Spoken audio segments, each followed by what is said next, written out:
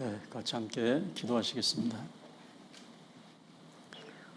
저희를 구원해 주시고 몸된 교회 안에서 함께 복음을 전하고 교제하고 헌신할 수 있도록 기회를 허락하신 하나님 감사를 드립니다. 오늘 또 주일을 맞이해서 하나님의 말씀 앞에 모였습니다. 오늘도 복음의 말씀을 통해서 저희의 믿음을 확증하고 더욱 얼마 남지 않은 시간 그 은혜에 감사하는 저희들이 될 수 있도록 인도해 주시옵소서. 또 새로 나오시는 분들, 또 아직 약하신 분들, 또 확실치 않은 분들, 여러 분들이 있는 줄 압니다. 한 영혼이 천하보다 귀한 이때 하나님께서 모든 사람들의 믿음을 확증시켜 주시고 주님 강림하실 때 기쁨으로 주님을 맞이할 수 있도록 도와주시옵소서. 함께하지 못한 식구들이 있다면 있는 곳에서 이 시간 기억하게 하시고 함께할 수 있도록 모든 여건과 환경과 그 마음을 주님께서 주장해 주시옵소서. 학예 수양에 또 철거 봉사로 땀 흘리는 또 식구들이 있습니다. 건강 지켜주시고 무사히 마치고 돌아올 수 있도록 인도해 주시옵소서. 모든 것 주님께 의지합니다. 예수님의 이름으로 기도드립니다. 아멘.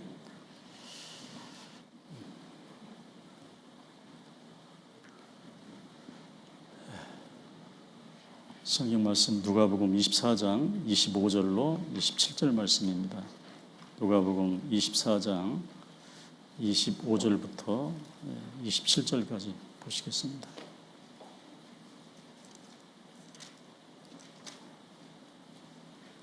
누가복음 24장 25절부터 27절까지 보시겠습니다.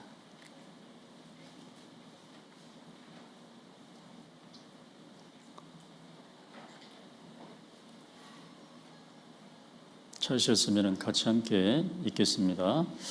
가라사대 미련하고 선지자들의 말한 모든 것을 마음에 던데 믿는 자들이여, 그리스도가 이런 고난을 받고 자기의 영광에 들어가야 할 것이 아니냐 하시고, 이에 모세와 및 모든 선지자의 글로 시작하여 모든 성경에 쓴 바 자기에 관한 것을 자세히 설명하시니라. 이 배경을 보면은 예수님께서 십자가에 죽으시고 약속대로 무덤에서 3일 만에 부활을 하셨습니다. 안식 후 첫날, 오늘이죠. 일요일 날. 안식 후 첫날의 새벽에 약속대로 예수님이 부활을 하셨습니다. 그리고 가장 먼저 막달라 마리아, 또 요한나, 또 여자들에게 먼저 부활하신 예수님이 보이셨습니다. 그래서 여자들이, 예수님의 부활을 목격한 여자들이 사도들에게 가서 약속대로 예수님 부활하셨다고 얘기를 했어요. 근데 단 한 명도 사도들 중에 믿는 사람이 없습니다.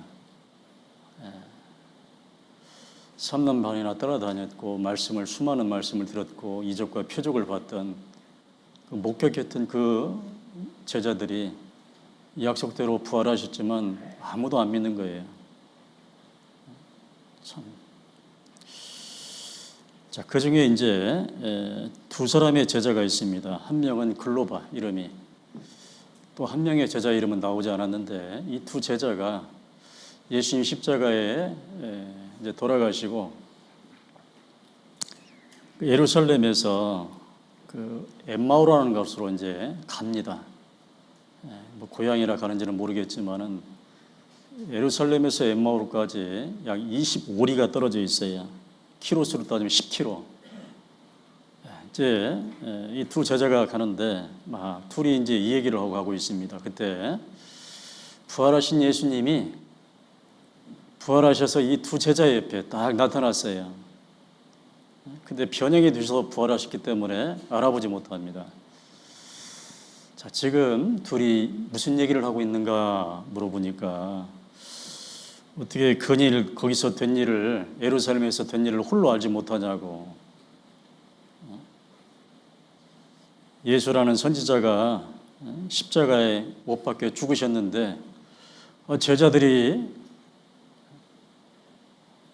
그 죽은 예수님이 살아났다고, 시체는 보지 못하고 와서 그 예수님이 살아났다고, 천사들이 그런다고, 우리한테 이렇게 예수님 살아나셨다고 이렇게 얘기를 한다라고 얘기를 하는 거예요. 전혀 이제 믿지 않기 때문에 그러겠죠. 그 말을 이 예수님이 들으시고 방금 우리가 함께 읽은 말 있죠? 그 말씀을 하신 거예요. 가라사대 미련하고 선자들의 말한 모든 것을 마음에 더디 믿는 자들이요, 그리스도가 이런 고난을 받고 십자가에 못 박혀 죽으시고 부활하셔서 자기 영광에 들어가야 할 것이 아니냐, 부활해야 될 것이 아니냐, 승천해서 자기 영광에 들어갈 것이 아니냐 하시고, 모세와 및 모든 선지자의 글로 시작하여 모든 성경에 쓴 바, 구약 성경에 기록된 자기에 관한 것을 자세히 설명을 하셨다고 되어 있습니다. 부활하신 예수님이 믿지 않는 이 두 제자에게 구약 성경에 기록된, 모세 오경에 기록된, 창세기, 출애굽기, 레위기, 민수기 성경에 기록된, 시편에 기록된, 그리고 많은 선지자의 글에 기록된 구약 성경에 기록된 자기에 관한 것, 예수님에 관한 것, 예수님이 죽으시고 부활하실 것에 대한 그 많은 내용을 가지고 10km를 걸어가면서 이 부활하신 예수님이 믿지 않는 두 제자에게 쫙 설명을 하시는 거예요. 걸어가면서, 지금으로 말하면 상담을 하시는 거예요. 걸어가면서, 세 사람이 걸어가면서 믿지 않는 두 제자, 그리고 부활하신 예수님이 걸어가면서 이 믿지 않는 두 제자에게 구약 성경에 기록된, 모세 오경에 기록된, 시편에 기록된 그 많은 선지자의 그 성경을 통해서 자신에 관한 것, 예수님의 죽으심과 특히 믿지 않는 이 부활에 관한 내용을 두 제자에게 자세히 설명을 했다고 되어 있습니다. 이 예수님께서 들려주신 구약 성경에 기록된 예수님의 죽으심과 부활에 관한 내용을 듣고 어떻게 됐냐, 결과가, 상담 결과를 보겠습니다. 32절 말씀 보겠습니다. 32절 같이 읽겠습니다. 저희가 서로 말하되 길에서 우리에게 말씀하시고 우리에게 성경을 풀어주실 때에 우리 속에서 마음이 뜨겁지 아니하더냐 하고, 이 말씀은 깨달았다 그 말이죠. 아, 맞구나. 구약 성경에 기록된 그 예수님의 죽으심과 부활하심, 그 약속대로 실제 예수님이 십자가에 죽으셨고 실제 3일 만에 약속대로 부활하셨구나. 이것을 비로소 알게 되었고 마음이 뜨거워졌다고 되어 있습니다. 그리고 가던 길을 돌이켜서 엠마오로 가다가 돌아갑니다. 예루살렘으로. 돌아가서 나머지 제자들에게, 그 11 사도들에게 이 두 제자가 예수님께서 부활하셨다고 이 얘기를 합니다. 그때 믿어요, 안 믿어요? 또 안 믿어요. 여자들의 말을 들어도 믿지 않고, 이 두 제자의 말을 들어도 믿지 않고, 그래서 예수님이, 부활하신 예수님이 나머지 12제자, 11 사도들에게 직접 또 나타납니다.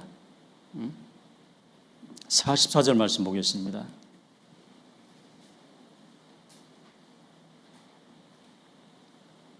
44절, 45절 같이 읽겠습니다.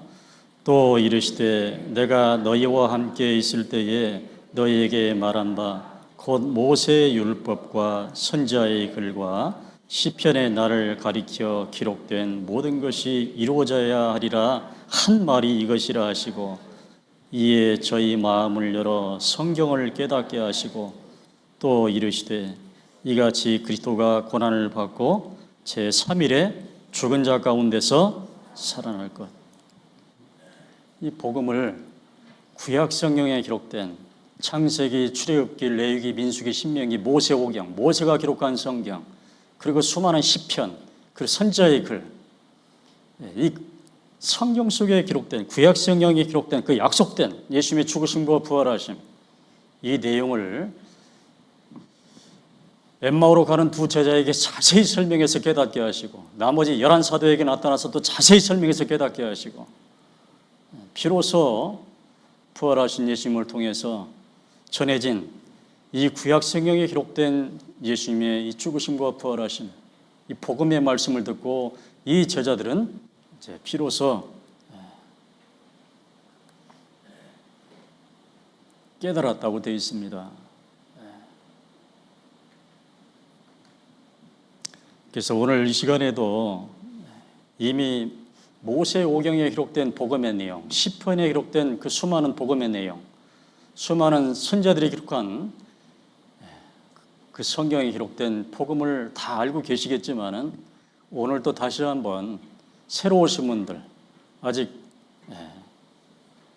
믿음이 약하신 분들, 또 아직 확실치 않은 분들, 이런 분들을 위해서 다시 한번 이 제자들에게 전했던 구약에 기록된 이 복음을 다시 한번 우리도 오늘 좀 상고해 보고자 합니다. 그래서 오늘 말씀을 통해서 이 제자들처럼 조금이라도 믿음을 확신하는, 정말 여기 말씀처럼 성경을 풀어주실 때에 마음이 뜨겁지 아니하더냐 이 표현대로 좀 마음에 그런 확증하는 시간이 됐으면 정말 보람되겠습니다. 그래서 혹시라도 이거 또 복음이네, 지겹다 복음, 제가 그런 눈치 보지 않도록 예수님 부활하신 날, 이 주일날 복음 전하는데 눈치 보지 않도록 저 좀 도와주시기 바랍니다. 저 장로교 같은데 일반 교회 가서 그러면 복음 전하면 가장 기초 전한다고, 본인은 구원 받지도 못했으면서. 그래서 오늘 특별히 부활하신 예수님이 자기 자신에 관한 것을 구약에 기록된 내용을 쭉 제자들에게, 이 제자들이 보통 사람들입니까? 아까 말한 것처럼 3년 반이나 따라다녔어요. 예수님 직접. 그 수많은 말씀을 들었어요.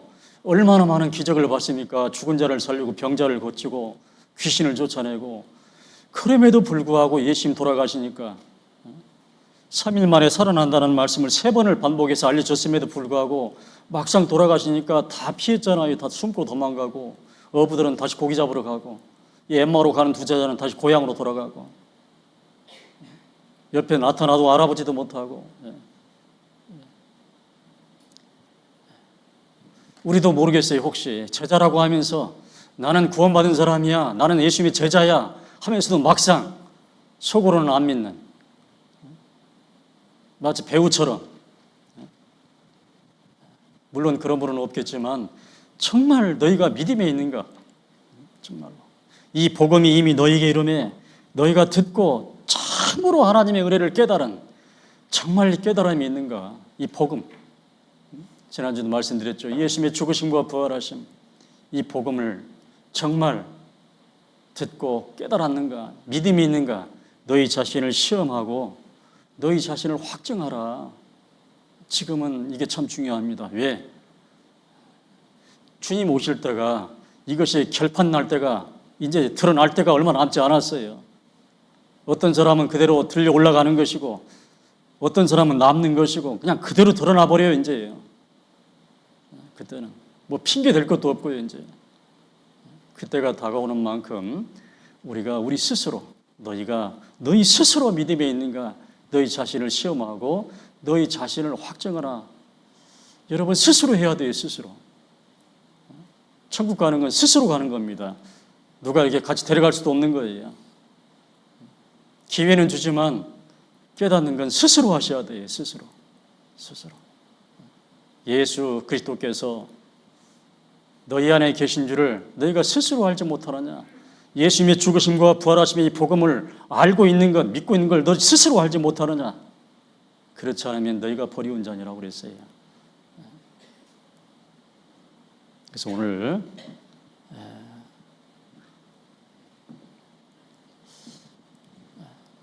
솔직하게 말하면 다 섞여 있습니다.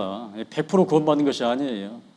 가끔 유한 목사님이 몇 퍼센트가 될지는 모르겠지만 말씀하는 것처럼 섞여 있어요. 예. 어제도 저 이제 어디 야외 나가면서 들판을 보니까 어떤 노래는 막 피가요. 막 군데군데 막 껑쭉까지 커 있더라고요. 지금 보니까요. 처음에는 표시 안 났는데 지금은 확확 드러나요. 막 피가 섞여 있어요. 제가 정읍교회 담임 목사로 와서 저가 한 역할이 뭐냐? 복음 전하는 자로 목사와 교사로 주셨으니 왜? 이는 성도를 온전케 하며 두 번째 봉사일을 하게 하며 세 번째 그리스도의 몸을 세우려 하심이라. 이게 제 여기 있는 목적입니다. 이 복음의 말씀을 통해서 어쨌든 성도들 100%는 안 되지만은 거의 대다수가 주님 앞에 갈 수 있도록 돕는 역할입니다. 복음으로 온전케 해야 돼요. 교회를 10년, 20년, 30년 다니는 게 중요한 것이 아니라 확실한 이 믿음이 필요합니다. 이 복음을 통해서 여러분들이 그리스도인으로 온전케 돼야 돼요. 자, 지금부터 좀 보겠습니다. 첫 번째 모세오경부터 보겠습니다. 모세오경 창세기 22장 2절 말씀 보겠습니다. 부활하신 예수님이 모세의 글, 어떤 글을 통해서 자신을 설명했는지 보겠습니다. 창세기 22장.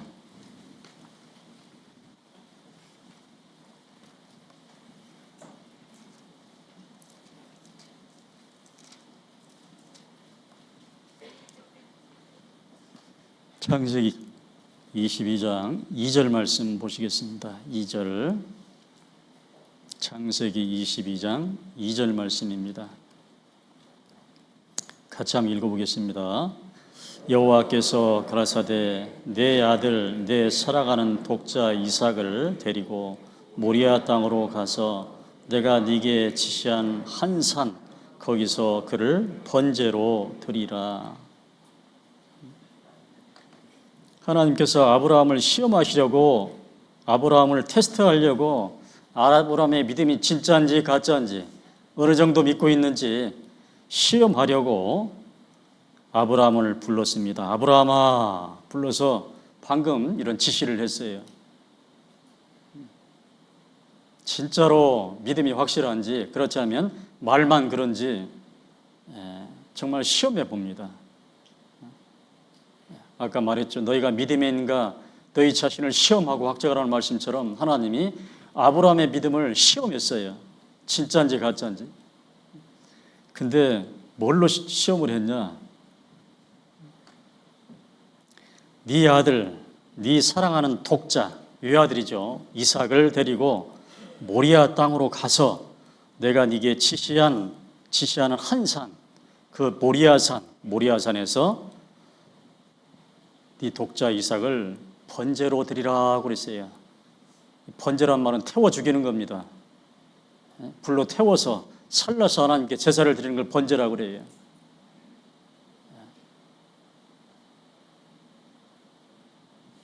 자, 이런 시험을 하나님이 아브라함에게 했습니다. 여러분 같으면 어떻게 하겠어요? 아브라함이나 우리나 동일한 믿음을 가지고 있는데, 자, 우리에게는 이런 시험을 하지 않으시죠? 받을만 하니까 이런 시험을 했어요. 자, 아브라함은 다음날 새벽처럼 일어나서요. 그냥 아침 일찍 조금이라도 한번 버티려고 막 미루려고 하는 것이 아니라 그냥 아침 일찍 하나님의 말씀에 순종을 해서 자기 사환 2명을 데리고 독자 번제로 쓸 이삭을 데리고 번제에 쓸 나무 그리고 불을 내야 되니까 불 그리고 칼이 필요해요. 나무와 불과 칼을 딱 준비를 해서 그 모리아산까지 딱 3일 걸려요. 3일길. 3일길을 가는 거예요. 걸어서요. 쭉 갑니다. 3일길. 이제 모리아산에 다다라서 사환 2명은 딱 거기 이제 머물게 합니다. 모리아산 올라가지 않고 그리고 자기 자신 아브라함과 독자 이삭 이삭 데리고 이제 모리아산에 올라가는 거예요. 올라갈 때 이삭에게 그 번제슬 나무를 짊어지게 합니다. 그리고 본인은 칼과 불을 들고 쭉 올라갑니다. 모리아산에 올라가서 하나님이 명령대로 나무를 깔아놓고 불 피울 나무를 깔아놓고 위에다가 이삭을 눕히고 이제 막 칼을 들어서 번제로 쓰기 위해서 죽이려고 할 때 하나님께서 뭐라고 말씀하시냐? 창세기 22장 12절 말씀 보겠습니다.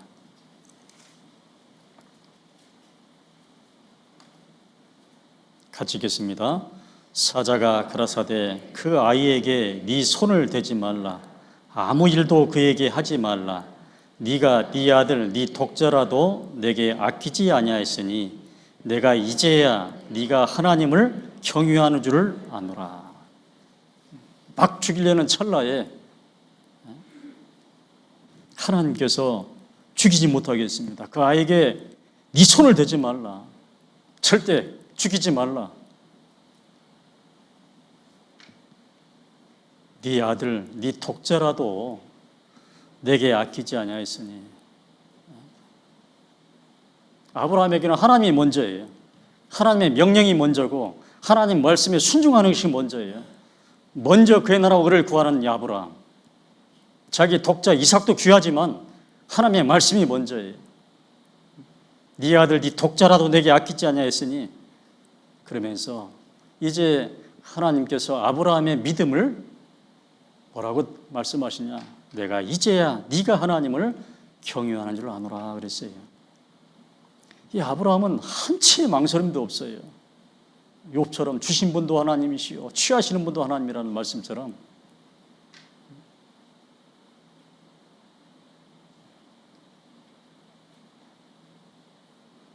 다니엘의 세 친구 사드락 메삭 아벳노가 나를 저 풀문 불에서 건져내 낼 것입니다. 주님이 저 금 신상에 절하지 않았을 때 설령 건져주지 않아도 나는 절대 절하지 않을 것입니다. 그런 믿음이 있는 것처럼 이 아브라함은 하나님의 말씀을 철저하게 하나님 말씀에 순종했어요. 그리고 이미 하나님께서는 아브라함에게 이런 약속을 하셨어요. 이 아브라함이 이제 갈대아 우르를 떠나서 하라이라는 지방에 머물 때 약 75세였습니다. 나이가 75살. 은장에도 한참 5살 많아.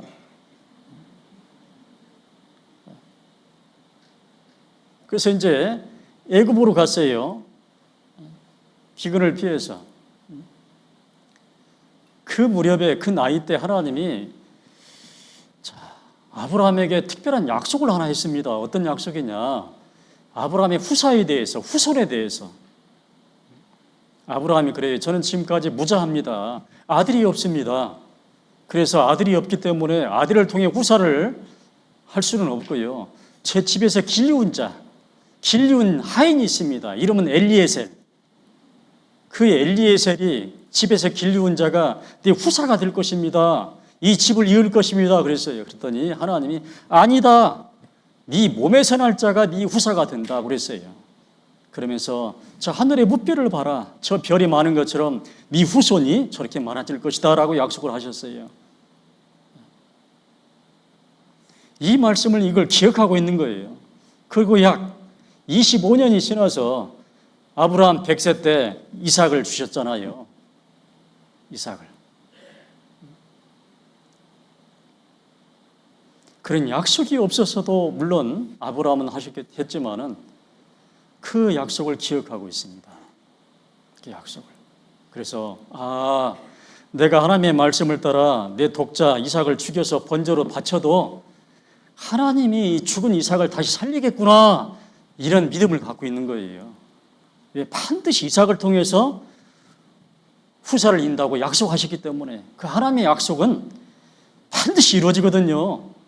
천지는 없어지겠으나 내 말은 없어지지 아니하리라.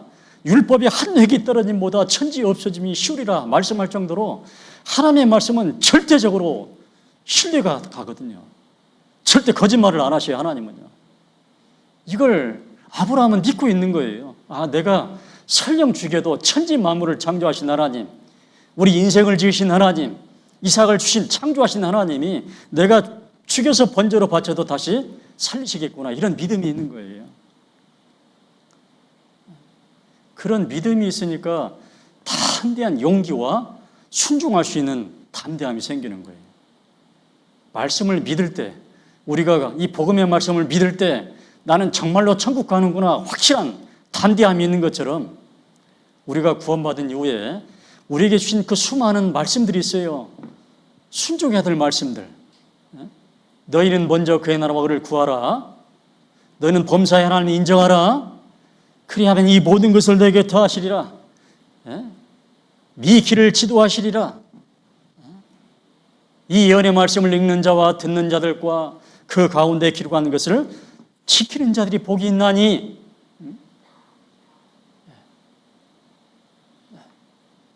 너희는 내게 배우고 받고 듣고 본 말을 행하라. 그리하면 평강의 하나님이 너희와 함께 하시리라. 이런 우리에게 뭔가를 좀 해라. 그리고 그 뒤에 반드시 약속이 있어요. 복이 주어진다. 평강이 주어진다. 네 행복을 위하여 네게 명하는 여호와의 명료가 규례를 지킬 것이 아니냐. 하나님의 말씀을 순종하면 행복이 주어지는구나. 이런 말씀을 배웠으면 아브라함처럼 찰떡같이 믿는 거예요. 의심 없이. 정말 그럴까? 내가 이삭을 죽이면 번제로 바치면 정말 살릴까? 후사를 정말 이삭을 통해 이어줄까? 이런 의심은 정말 그리스도인들에게 금물이라고 말이에요.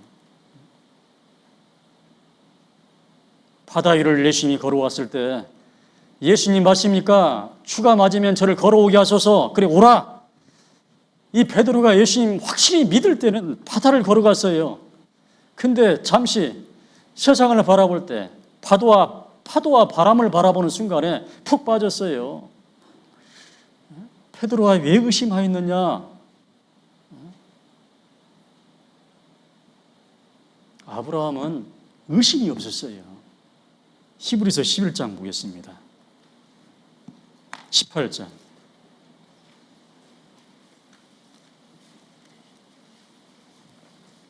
히브리서 11장 18절 19절 말씀.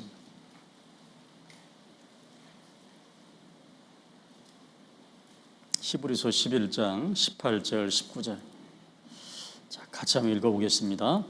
저에게 이미 말씀하시기를 네 자손이라 칭할 자는 이삭으로 말미암이라 하셨으니 저가 하나님이 능히 죽은 자 가운데서 다시 살리실 줄로 생각한지라. 비유컨대 죽은 자 가운데서 도로 받은 것이니라. 그렇죠. 이삭은 완전히 3일 전에 죽은 목숨이에요. 완전히 바쳐질 번제로 결정됐어요. 번제로 바쳐질 3일 전에, 이 모리아산에 도착하기 3일 전에 3일 길을 왔으니까요. 정확히 3일 만에 정말 하나님이 말리지 않았으면 이 이삭은 죽어서 번제로 씌워졌어요. 하나님이 멈추게 했기 때문에 멈춘 거예요. 하나님이 살리신 거예요. 하나님의 목적은 그 이삭을 죽이는 게 목적이 아니에요. 정말로 하나님의 말씀에 순종하는지 안 하는지, 그런 어려운 시험이라도 정말 하나님의 말씀에 순종하는지 안 하는지 그 아브라함의 믿음을 시험해 보는 거예요.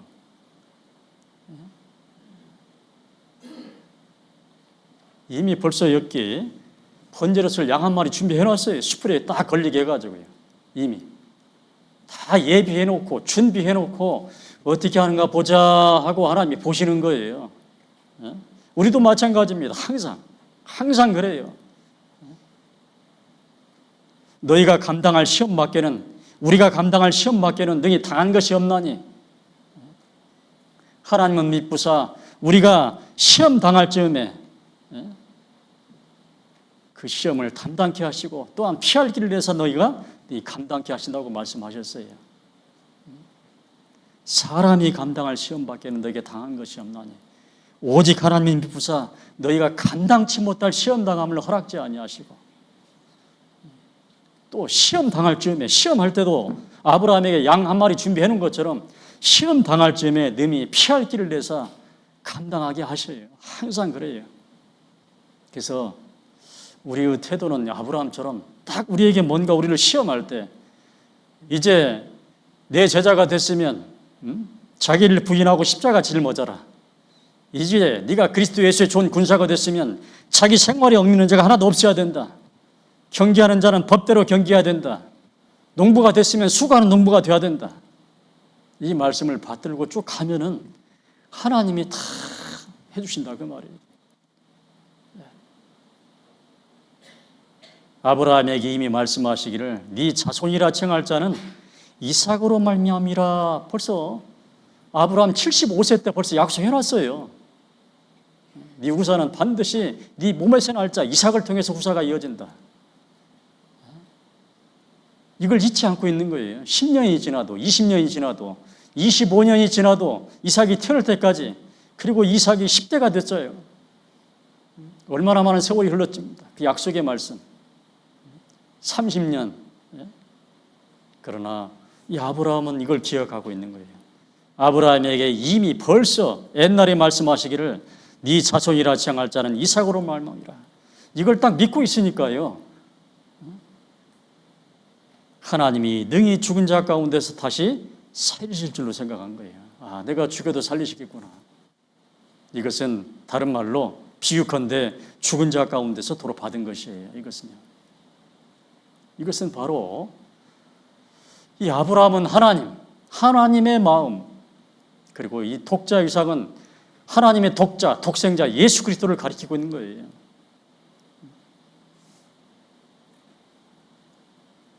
아브라함이 네 독자 이삭이라도, 네 아들 네 독자라도 내게 아끼지 아니하였으니, 이 말씀처럼 하나님은 우리 죄를 위해서, 우리를 천국에 인도하기 위해서 하나님의 독자, 하나님의 독생자, 하나님의 유아들이라도 아낌없이 우리를 위해서 내줬다 그 말이에요. 아낌없이.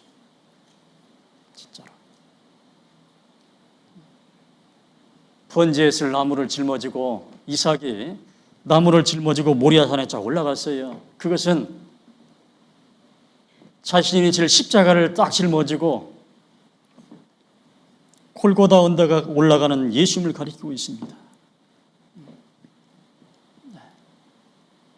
이삭은 예수님을 가리키고 있고요, 나무를 짊어지는 이삭은 십자가를 짊어지는 예수님을 가리키고 있습니다.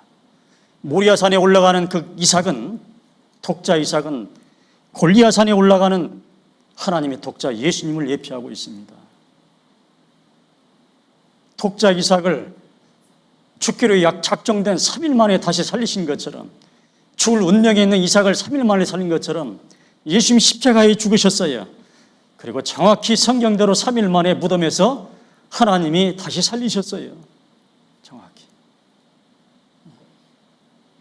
그래서 바로 이 이삭은 바로 예수님을 예표하고 있습니다. 3일 만에 죽을 운명에서 다시 살아난 이삭은 3일 만에 속죄 제물로 죽은 예수님, 그 예수님을 3일 만에 하나님이 살리실 것을 정확하게 예표하고 있습니다. 정확하게. 자, 두 번째 이제 레위기서 보겠습니다. 레위기 14장.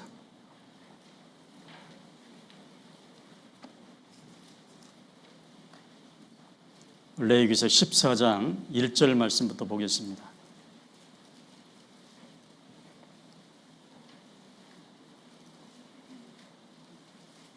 레위기서 14장 1절부터 보겠습니다. 레위기서, 모세오경 두 번째 레위기 보겠습니다. 레위기 14장 1절부터 좀 길지만 7절까지 천천히 같이 한번 읽어보겠습니다.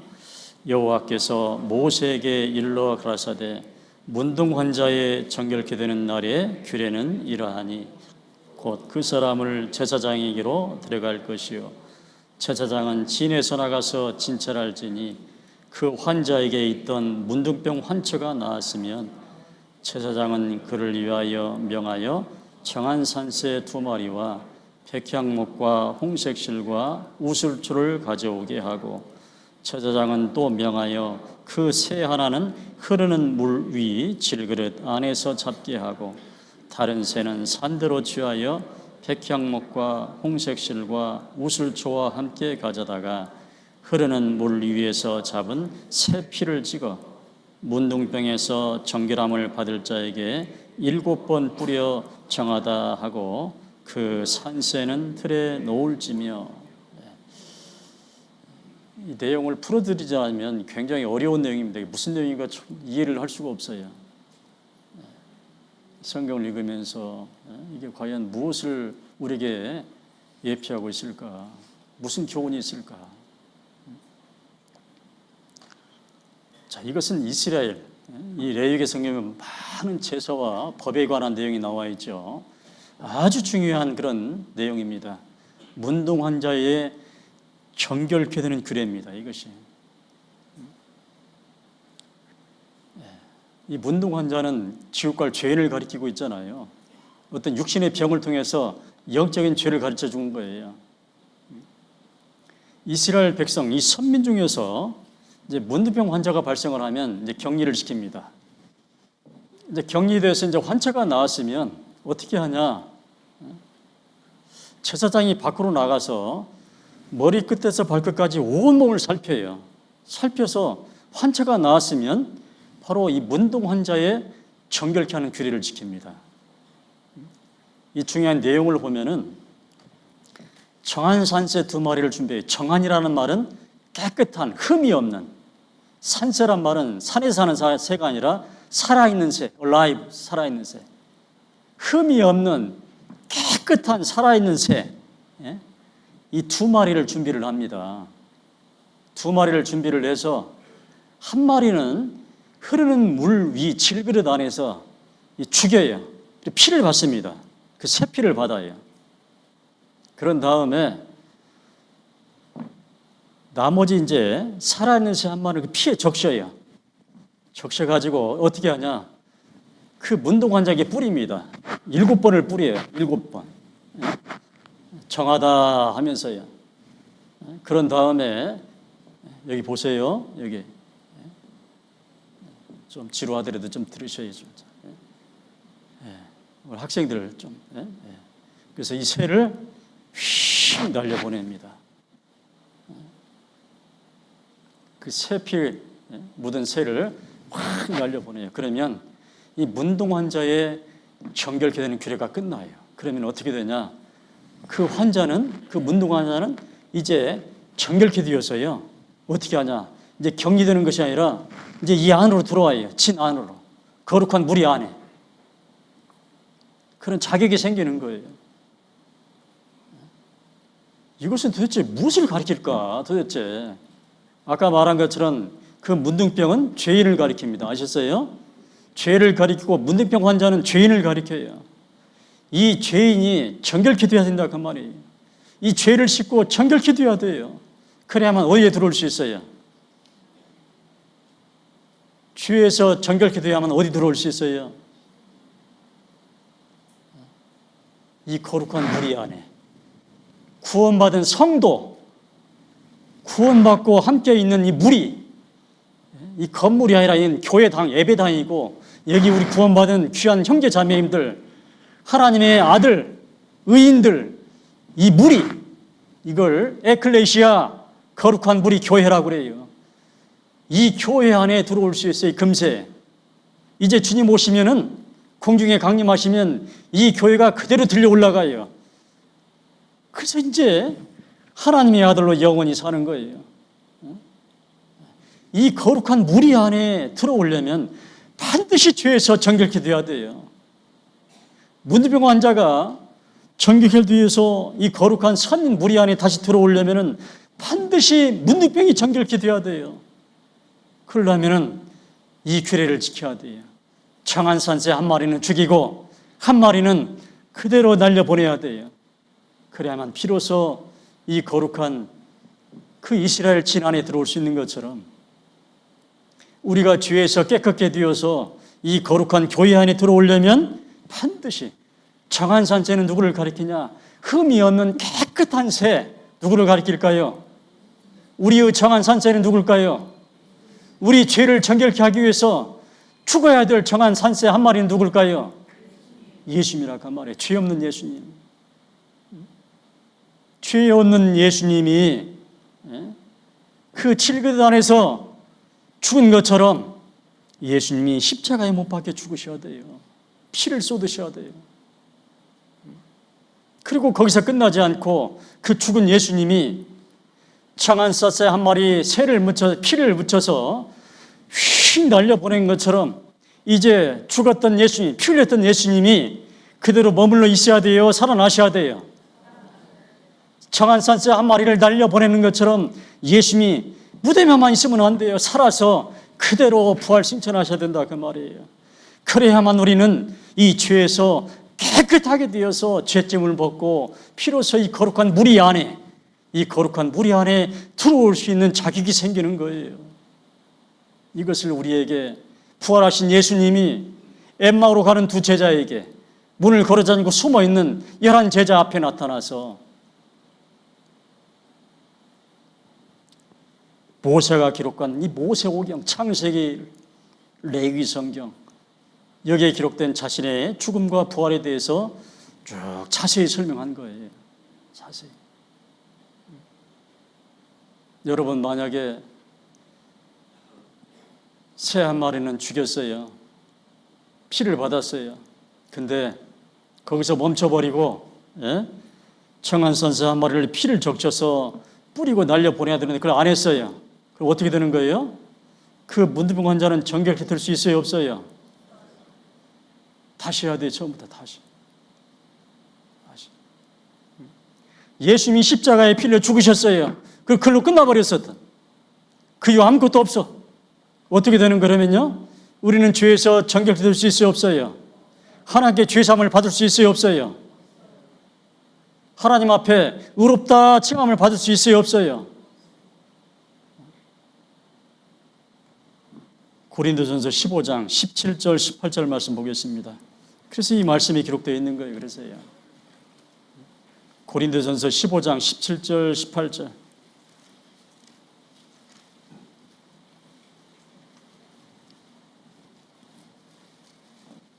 고린도전서 15장 17절 18절 말씀.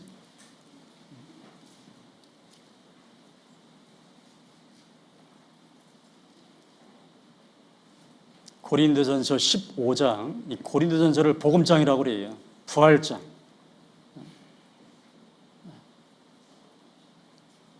1절부터 보면 사도 바울이 전한 복음, 이 복음을 통해 구원을 얻는다. 이 복음이 뭐냐? 구약 성경대로 그리스도께서 우리 죄를 위하여 죽으셨고 장사 지낸 바 되었다가 구약 성경대로 사흘 만에 다시 살아나사, 이 복음. 근데 예수님이 십자가에 죽으시고 만약에 그 무덤에 있는 예수님을 하나님이 살리지 않았다, 부활이 없다, 그럼 어떻게 되냐 그 말이에요. 17절 18절 같이 읽겠습니다. 그리스도께서 다시 사신 것이 없으면 너희의 믿음도 헛되고 너희가 여전히 죄 가운데 있을 것이요 또한 그리스도 안에서 잠자는 자도 망하였으리니. 그리스도께서 다시 사신 것이 없으면, 예수님의 부활이 없으면, 무덤에 있는 예수님을 하나님이 다시 살리지 않으셨다면, 새 한 마리는 죽여서 피를 받았는데 한 마리를 피를 적셔서 뿌리고 날려보내야 되는데 안 했어요. 예수님이 십자가에 우리 죄를 속죄하게 죽으셨어요. 그리고 더 이상 부활이 없다면, 무덤에 있는 예수님을 하나님이 다시 일으키지 않았다면 이런 결과가 처리된다 그 말이에요. 너희 믿음도 헛되고, 여러분의 믿음이 뭐예요? 구원받았다는 믿음, 천국 간다는 믿음, 이 믿음도 헛되고 너는 여전히 못 가운데 있다고요? 여전히 죄 가운데 있는 죄인이라 그 말이에요. 또한 구원받고 앞으로 부활 승천을 기다리는 잠자는 자들, 구원받고 돌아가신 분들을 잠잔다고 그래요. 절대. 왜? 조금 있으면 깨니까요. 예수님 공중에 강림하시면 무덤에 있는 사람 다 깨요. 다 일어나요. 그 잠자는 자도 어떻게 되는 거예요? 부활이 없으면 어떻게 된다고 써 있어요? 망한다고 되어 있는 거예요. 망한다.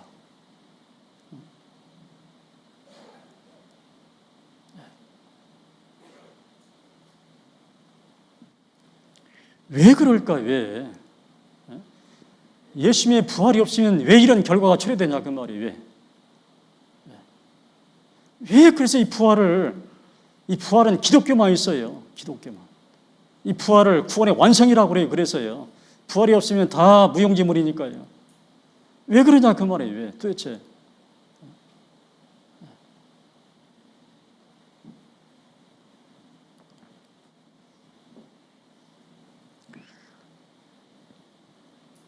왜 부활이 없으면 믿음도 헛되고, 왜 부활이 없으면 영원히 지옥 갈 죄인이고, 우리 몸은 다시 부활 승천할 수 없는 그런 몸이 되냐 그 말이에요. 부활이 없으면. 그래서 하나님께서요, 이 성경을 통해 이런 말씀을 하셨어요. 사도행전 17장 31절 말씀에 이에 저를 죽은 자 가운데서 다시 살리신 것으로 모든 사람들에게 믿을 만한, 뭘 믿냐? 우리가 구원받았다는, 우리 영혼이 의인됐다는, 우리 몸도 앞으로 부활승천한다는 이 믿음, 믿을 만한 증거를 주셨다 그 말이에요. 이걸 좀 확실히 믿을 수 있는 증거를 주셨다 그 말이에요. 뭘 부활승천을. 사도행전 1장 3절 말씀도 보겠습니다.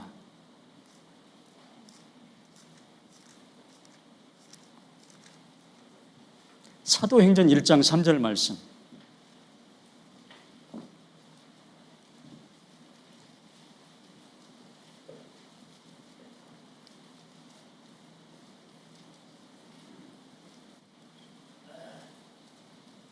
이 누가가, 의사였던 누가가 누가복음하고 사도행전을 기록했는데, 자, 3절 말씀 같이 읽어보겠습니다. 해 받으신 후에 또한 저희에게 확실한 많은 증거로 친히 사심을 나타내사 40일 동안 저희에게 보이시며 하나님 나라의 일을 말씀하시니라. 십자가의 죽으심을 당하는 해 받으신 후에, 여기서 끝나지 않았어요. 또한 십자가에 죽었지만 아무도 안 믿어요. 가장 측근했던 제자들조차도. 그들은 예수님의 죽으심을 눈으로 봤어요. 다 이루었다, 그 음성도 들었어요. 그러면 그걸로 다 끝나버려야지. 믿음이 확실해야 되지 않겠어요? 근데 해 받으신 후에 또한 저희에게, 이 제자들에게, 믿지 않는 사람들에게 뭔가 확실한 증거가 필요해요. 확실한 증거. 하나님 우리를 구원했다는, 우리 영혼이 이제 의인됐다는, 이제 우리 몸도 부활 승천한다는 확실한 믿을 만한 증거가 필요해요. 눈으로 볼 수 있는 표적이 필요해요. 예수님께서 말씀하셨어요. 이 세대는 악한 세대라. 표적을 구하나 요나의 표적밖에는 별 표적이 없나니, 요나가 니느웨 사람들에게 표적이 된 것 같이 예수님도 지금 이 세대에 믿을 만한 표적이 되리라. 이 믿을 만한 표적이 필요해요. 표적이. 니느웨 사람들에게 요나의 물고기 뱃에서 산채로 살아나온 그 표적을 보고 다 믿었거든요. 그거 없었으면 아무도 안 믿었어요. 지금도 마찬가지예요. 뭔가 믿을 만한 표적이 필요해요. 눈으로 볼 수 있는, 명명백백한, 부인할 수 없는, 인자도 이 세대에 믿을 만한 표적이 되리라. 그 표적이 바로 이거라 그 말이에요. 저희에게 확실한 많은 증거로, 확실한 많은 표적으로 뭘 보이셨냐? 친히 40을 나타내사, 부활을 나타내사 40일 동안 저에게 보이시며 한 달 열흘 동안 쫙 부활하셨어요. 아까 엠마오로 가는 두 제자에게 딱 옆에서 나타나서 보여주셨고, 11 사도에게 나타나서 보여주셨고, 여자들에게 가장 먼저 보여주셨고, 베드로에게, 12 사도들에게, 그리고 예수님의 이부 형제였던, 집에서 함께 살았을 거예요. 한 집에서. 그러나 믿지 않았어요. 그 야고보에게, 그리고 한두 사람 말은 안 들으니까 500명 형제에게 일시에 동시에 보이셨어요. 더 이상 부인하지 못하게. 그러나 그 무덤을 지켰던, 예수님의 부활을 목격했던 그 로마 병사들에게 돈을 많이 주면서 그 당시 대제사장들, 장로들, 이 사람들이 거짓말을 시켰어요. 절대 부활하지 않았다. 밤에 제자들이 시체를 훔쳐갔다. 이것이 지금까지 내려오는 거예요. 예수님의 부활이 밝혀지면 이 예수님 십자가에 못 박혀 죽을 때도 소란이 있었지만 더 큰 소란이 벌어진다. 이건 완전히 이제 100% 사실로 밝혀지는 거예요. 부활이 드러나면. 그래서 그러지 못하도록 거짓말을 시켰고요. 절대 부활하지 않았다. 그 시체를 저자지 훔쳐갔다 밤에 이것이 지금까지 전 세계에 퍼져 있어요. 지금은 예수님이 부활신전 믿지 않습니다. 심지어 교회를 다니는 사람도 안 믿어요. 속으로는요. 이게 드러나면 모든 것이 다 사실로 드러나요. 다. 모든 것이.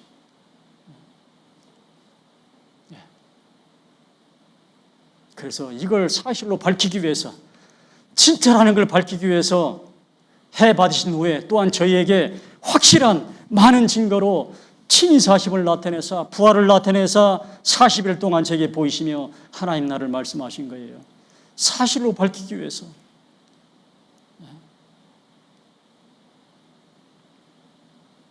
이 부활을 통해서 세 가지를 사실로, 많은 내용이 있지만 크게 세 가지를 사실로 밝히신 거예요. 하나님께서요. 첫째는 이 예수님은 자기 죄로 죽은 보통 사람이 아니다. 예수라는 청년이 자기 죄로 십자가형을 받은 것이 아니라 우리 죄를 대속하기 위해서 오신 하나님의 아들 그리스도다. 이것을 사실로 밝히는 거예요. 이걸. 제자들도요. 예수님의 부활 승천을 보고 하나님의 아들이 맞구나 이게 알게 됐다 그 말이에요. 이게 첫 번째, 이거 밝히기 위해 사실로. 두 번째 사실은 뭐냐? 하나님께서 보내신 그 예수님, 그 예수님이 십자가에 죽으심으로 우리의 죄가 다 속죄가 됐어요. 하나님이 예수님에게 우리의 죄를 다 대속시켰어요. 대신 이것을 하나님이 받으시고 연락하시고, 자 이제 너희 죄값 다 지불됐다. 이제 지금부터 너희는 죄인이 아니다. 예수님이 다 대속했으니까 너희는 지금부터 의인이다. 의롭다 하심을 위하여 다시 살아나셨느니라. 이걸 사실로 밝히기 위해서. 이거 믿으라고. 진짜 내가 구원받았을까? 하나님이 나의 의인으로 인정하실까? 이거 인정하라고. 하나님이 이렇게 인정했다고. 믿으라고. 예수는 우리 범죄함을 위하여 내어짐이 되고 또한 우리를 의롭다 하심을 위하여 살아나셨느니라. 하나님께서 예수님의 대속을 기쁘게 받으시고 승인하시고 인정하시고 우리 죄값으로 다 지불된 것 100% 받으시고 이제 너희 죄값 다 갚아졌다. 대신 너희는 이제 의인이다. 너희는 의롭다. 이것을 하나님이 밝히셨다는 사실로 선포하셨다는 표시로 공적 선언이라고 그래요. 칭의, 우리를 이제 의롭다, 의인이다 하나님이 부르신다는 이것이 100% 사실이다. 이것을 믿으라고. 믿을 만한 증거로. 예수님의 부활을 믿는다는 것은 하나님이 나 구원하셨구나. 하나님이 나를 이제 의롭다고 보시네. 이게 진짜네. 늘 마음속으로 의심했는데 진짜일까? 정말 그럴까? 정말 하나님이 내 죄를 예수님이 대속을 받으시고 내 죄를 사하셨을까? 진짜 용서하셨을까? 나를 죄인이 아닌 의인으로 진짜 부르실까? 볼까? 나 죽으면 진짜 양자로 천국 올라갈까? 이거 더 이상 의심하지 말라고. 하나님이 선언했다고. 우리를 의인으로, 의롭다고. 이거 믿으라고. 이걸 사실로 밝히기 위해서 무덤에 있는 예수님을 하나님이 일으키셨어요. 3일 만에 다시 살리셨다 그 말이에요. 믿을 만한 표적으로, 모든 사람들에게 믿을 만한 표적으로, 확실한 많은 표적으로 40일 동안 제게 보이시며, 그래서 제자들이 이걸 보고 이 표적을 보고 다 믿게 됐어요. 이 표적을 보고. 그 비겁했던 사람들이 표적을 보고, 부활이라는 표적을 보고 우리 제자들이 다 달라졌어요. 완전히. 얼만큼? 순교를 당할 만큼. 그들은 눈으로 봤지만 우리는 뭘로 봤어요? 뭘로 봤어요?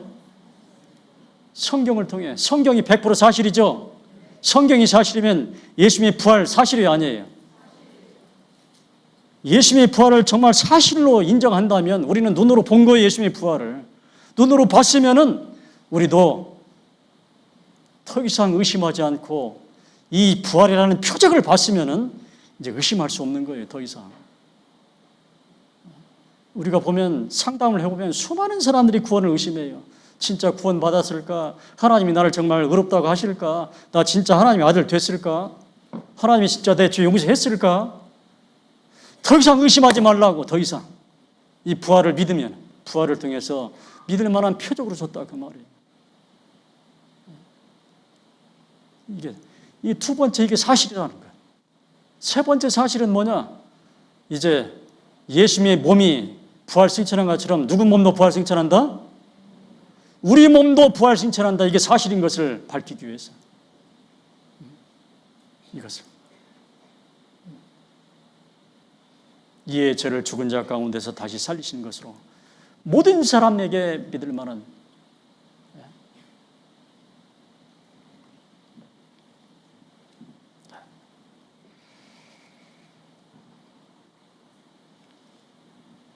고린도서 15장 20절 말씀에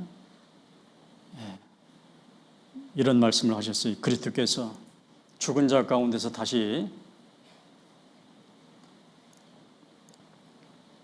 살아서 부활하셔서 잠자는 자들의 무슨 열매? 구원받고 돌아가시는 분들 그 수많은 그리스도인 잠자는 자들의 첫 열매가 됐어요. 첫 번째 1번으로 부활 승천하셨다 그 말이에요. 1번이 부활 승천했으면 이제 누구 차례예요?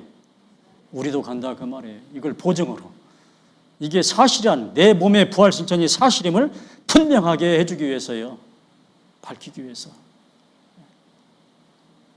이런 많은 여러 가지 이유 때문에 이런 믿을 만한 증거로 믿을 만한 표적으로 우리에게 더 이상 의심하지 말라고 주신 표적이 부활이라 그 말이에요. 그러니 부활이 없으면 이 표적이 없으면 너희 믿음도 헛되고 너희는 여전히 죄 가운데 있을 것이요 또한 그리스도 안에서 잠자는 자도 망하였으리라 말씀하시는 거예요. 이 하나님의 선언이 없으면 우리를 구원하셨다는 우리를 의롭다 하신다는 하나님의 이 표적 선언이 없다면 이거 다 무효라 그 말이에요.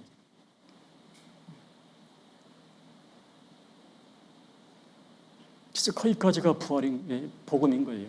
하나님의 선언, 하나님의 공적 선언, 거기까지가 복음인 거예요. 복음.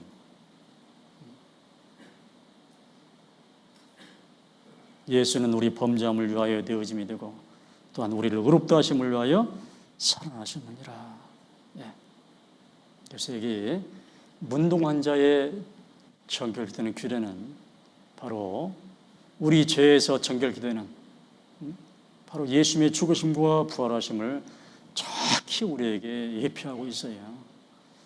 그래서 레위기 성경에 쓰여 있는 자기 자신에 관한 것, 예수님의 죽으심과 부활하심을 엠마오로 가는 두 제자에게 11사도들에게 부활하신 예수님이 설명하신 거예요. 자세하게. 비로소 이 내용을 듣고 그들의 마음이 뜨거워지면서 깨달았다고 되어 있습니다.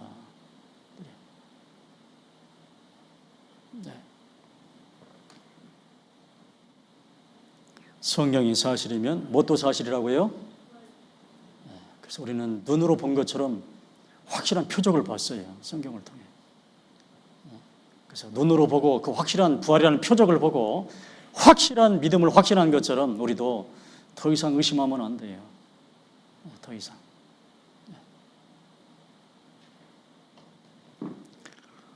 자, 또 레위기서는 많은 예수님의 죽으심과 부활에 관한 내용이 있으니까요. 하나 더 보겠습니다. 레위기 16장.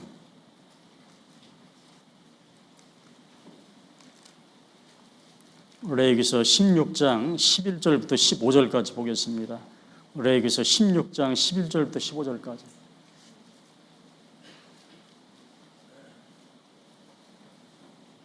레위기서 16장 11절로 15절.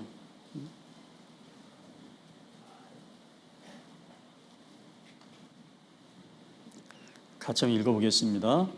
아론은 자기를 위한 속죄제에 숫송아지를 드리되 자기와 건속을 위하여 속죄하고 자기를 위한 그 속죄제의 숫송아지를 잡고 향로를 취하여 여호와 앞 단 위에서 피운 불을 그것에 채우고 또 두 손에 곱게 간 향기로운 향을 채워 가지고 장 안에 들어가서 여호와 앞에서 분향하여 향연으로 증거계 위 속죄소를 가리우게 할지니 그리하면 그가 죽음을 면할 것이며 그는 또 숫송아지의 피를 취하여 손가락으로 속죄소 동편에 뿌리고 또 손가락으로 그 피를 속죄소 앞에 7번 뿌릴 것이며 또 백성을 위한 속죄제 염소를 잡아 그 피를 가지고 장 안에 들어가서 그 숫송아지 피로 행함같이 그 피로 행하여 속죄소 이와 속죄소 앞에 뿌릴지니.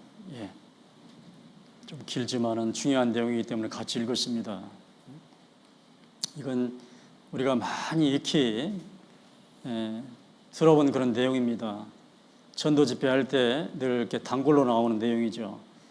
이스라엘은 7절기가 있습니다. 유월절, 무교절, 초곡절, 그다음에 오순절, 그리고 7월달 1일부터 나팔절, 대속죄일, 초막절 이런 절기가 있는데 그 6번째 절기가 바로 대속죄일입니다. 대속죄일. 7월 10일 날 대속죄일. 그 대속죄일에 관한 내용인데 이게 뭐냐면 아시는 것처럼 이스라엘 백성들도 죄인입니다. 죄 가운데 살아요. 그래서 이제 1년이 지나면 1년 지난 시점에서 지난 1년간의 죄를 하나님께 용서를 받아야 돼요.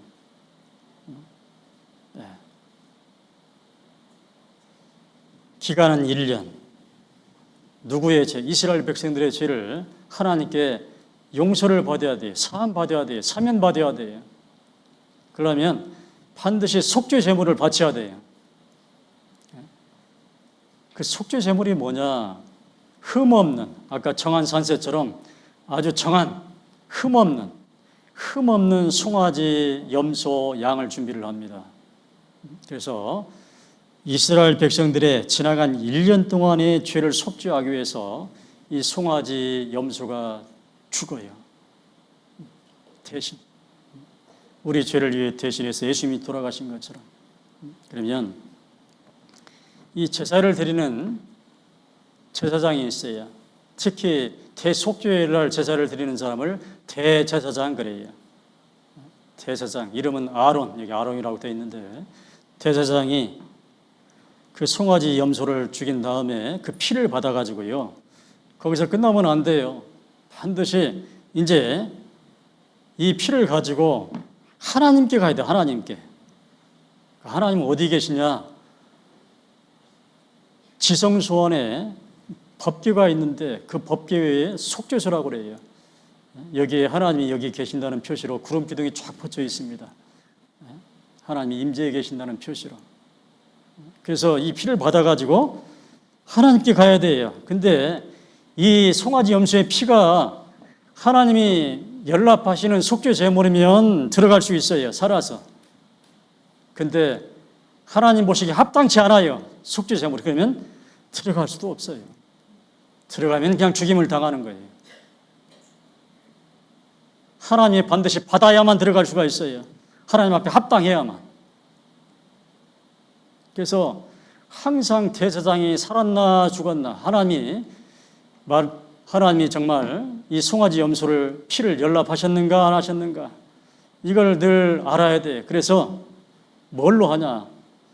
그 성소 안에 대제사장이 하는 걸 몰라요. 밖에서는 안 보이니까.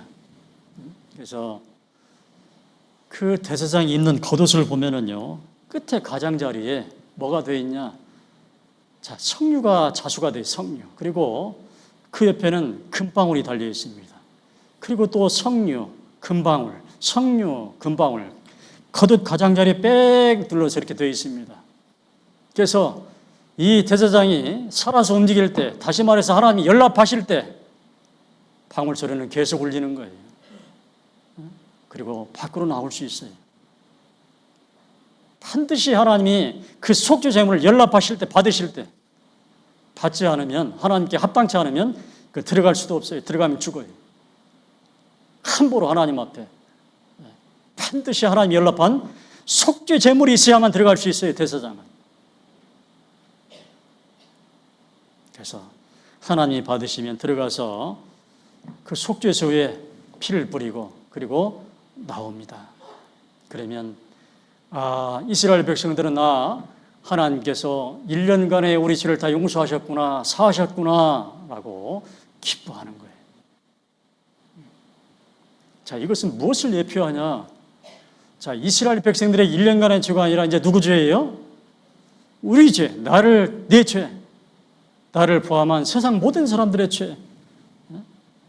이 죄를 하나님께 용서받아야 돼요. 사함받아야 돼요. 사면받아야 돼요. 그러려면 우리에게도 속죄 제물이 필요해요. 이스라엘 백성들의 1년간의 죄를 사함받기 위해서 송아지 염소가 필요한 것처럼 우리의 죄를 영원히, 우리는 1년간이면 안 돼요. 영원히 내 죄를 하나님께 용서받으려면 영원한 죄를 사함받을 만큼 속죄 제물이 필요해요. 우리의 속죄 제물은 누구예요? 바로 예수님이라 그 말이에요. 예수님. 이 송아지 염소, 이것은 장차 오는 좋은 일의 그림자요 참 형상이 아니므로 1년에 해마다 늘 드리는 바 같은 그 짐승의 제사로는 나오는 자들을, 이걸 믿는 자들을, 우리의 죄를 온전히 상할 수 없다고, 속죄할 수 없다고 말씀을 하셨어요. 그래서 이제 송아지 염소 대신에 바로 흠없는 한 사람, 짐승이 아니라 흠없는 한 사람, 예수님이 우리의 속죄 제물이 된 거예요. 그래서 우리의 속죄 제물이 되기 위해서 어디서 죽으셨어요? 십자가에서 못이 박혀서 피 흘려 죽으신 거예요. 그럼 여기서 끝나면 돼요, 안 돼요? 아까 송아지 염소의 피를 받아가지고 어디에 들어갔어요? 하나님께서 연락하시고 받으시면 지성소에 들어가서 피를 뿌린 거예요. 그걸 받으시고 하나님은 1년간의 이스라엘 백성들의 죄를 용서하셨어요. 마찬가지로 예수님은 이 땅에 십자가에서 피를 흘리셨어요. 자,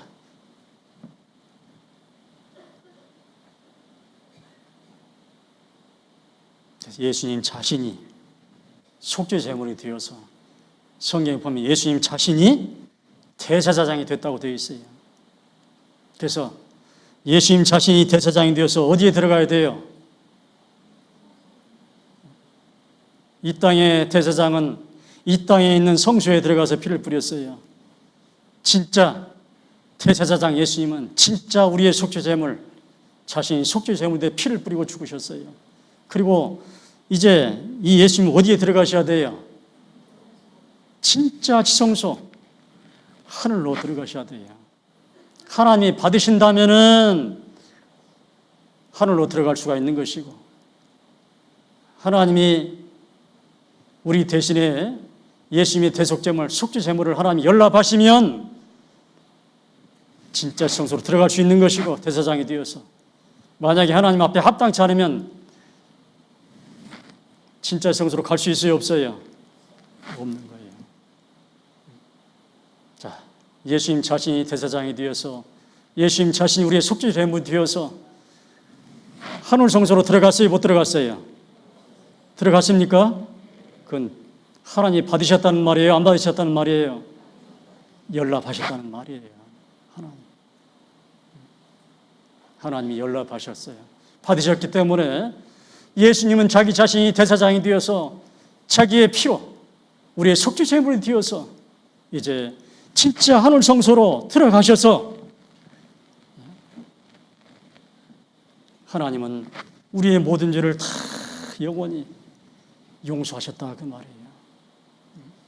그리고 정확히 하나님께서 받으셨다는, 연락받으셨다는 표시로 예수님의 이름으로 하나님이 이 땅에 누구를 보냈어요? 열흘 후에 뭘 보냈어요? 누구를 보냈어요? 우리의 성령님을 보내셨어요. 예수님의 이름으로.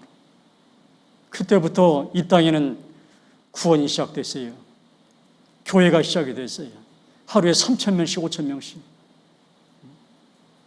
이스라엘 대제사장은 성소에 들어가서 피를 뿌리고 이제 나옵니다. 걸어서 방울 소리를 딸랑딸랑 하면서 성류 형상을 보이면서 금방울 소리를 내면서 나와요. 마찬가지로 성령께서도 이 땅에 나오셨어요. 풀의 형상의 모양으로 급하고 강한 바람 소리를 내면서 이 땅에 마가의 다락방에 오셨어요.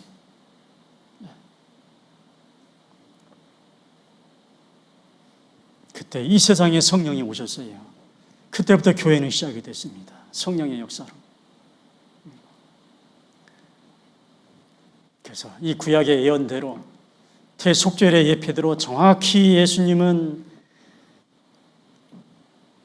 죄 없는 사람으로 십자가에서 피 흘려 죽으셨고요. 정확히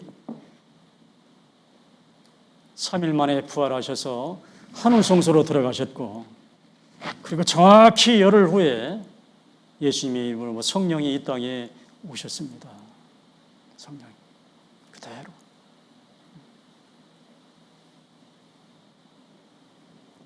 우리가 예수님의 죽으심과 부활하심을 믿을 때 그때 우리 속에 성령이 임하시는 거예요. 그때. 고린도후서 1장 22절 말씀 보겠습니다.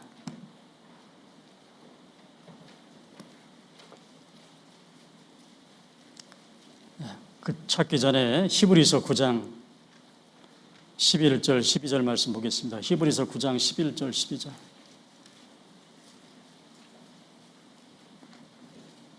히브리서 9장 11절 12절 말씀 보시겠습니다. 히브리서 9장 11절 12절. 함께 읽어보겠습니다.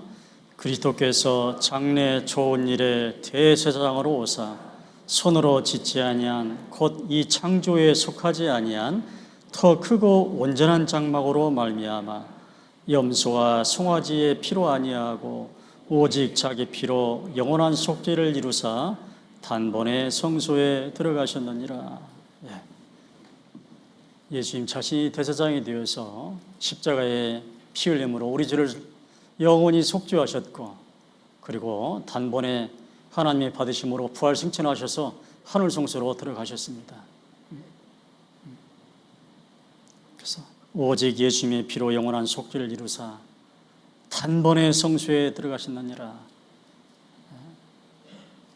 단번에 부활 승천하셔서 하늘 성소로 들어가심으로 영원한 구속을 이루셨다라고 원어 성경은 좀 더 자세하게 설명이 되어 있습니다. 헬라어 성경에는. 밑에 24절 말씀 보겠습니다. 24절 25절 26절까지 중요한 내용이 같이 읽겠습니다. 그리스도께서는 참것의 그림자인 손으로 만든 성소에 들어가지 아니하시고 오직 참 하늘에 들어가사 이제 우리를 위하여 하나님 앞에 나타나시고 대제사장이 해마다 다른 것의 피로써 성소에 들어가는 것 같이 자주 자기를 드리려고 아니하실지니 그리하면 그가 세상을 창조할 때부터 자주 고난을 받았어야 할 것이로되 이제 자기를 단번에 제사로 드려 죄를 없게 하시려고 세상 끝에 나타나셨느니라. 이스라엘의 대제사장은 자주 성소에 들어갔어요. 자주 1년에 한 번씩. 그러나 예수님은 단 한 번 십자가에 주셨고 단 한 번 부활 승천하셔서 하늘 성소로 들어가셨어요. 단 한 번. 단번에. 예수님이 단번에 하늘 성소로 들어가셔서 영원한 구속을 이루셨다는 말은 하나님이 우리의 죄를, 비록 예수님은 한 번 죽으시고 부활했지만 우리의 죄를 영원히 용서하시고 사하시고 사면했다는 것을 우리에게 말씀하겠어요. 영원히. 그래서 그리스도께서는 참것의 그림자인 손으로 만든 이 세상의 성소에 들어가지 아니하시고 오직 참 하늘에 들어가서 하늘로 부활 승천하셔서 이제 우리를 위하여 하나님 앞에 나타나시고 있는 거예요. 지금 예수님 어디 계실까요? 하나님 우편에 앉아 계셔요. 진짜 성소에 들어가셔서 이제 진짜 하나님 옆에 계셔요. 그리고 지금 계속 우리를 위해 간구하고 있어요. 이 세상의 대제사장은 해마다 지성소에 들어갔지만 예수님은 딱 한 번 부활 승천하셔서 하늘 성소로 들어가셨어요. 그래서 모든 걸 다 끝나셨어요. 우리는 2025년도 지금이 말세라고 하지만 하나님 볼 때는요, 예수님 돌아가실 때부터 말세입니다. 말세. 종말이라고 되어 있어요. 2000년 동안 우리 볼 때는 굉장히 긴 시간이지만 하나님은 그 2000년 기간을 마지막 때라고 그래요. 종말이라고. 세상 끝에 나타나시느니라. 그래서 이제 이 예수님이 이스라엘의 대속죄일은 정확히 예수님의 죽으심과 부활하심과 성령 강림을 그대로 예표하고 있습니다. 정확하게. 우리도 이 말씀대로 그래서 예수님이 이대로 죽으시고 부활하시고 그리고 성령이 강림하셨어요. 우리가 예수님이 죽으심과 부활하심을 믿을 때 내 안에 성령이 임하시는 거예요. 예수님이 세례 요한에게 세례를 받았죠. 침례를. 물속에 들어갔다 나오니까 성령이 비둘기 형상으로 나타났죠. 하늘에서 이는 내 사랑하는 아들이요 기뻐하는 자라 하나님의 음성이 들렸습니다. 우리도 동일하게 똑같이 예수님의 죽으심과 부활하심을 믿을 때 내 안에 성령이 들어와 계셔요. 우리에게 인치시고 구원받다는 보증으로 성령을 우리 마음에 주시는 겁니다. 레위기 23장 다시 보겠습니다.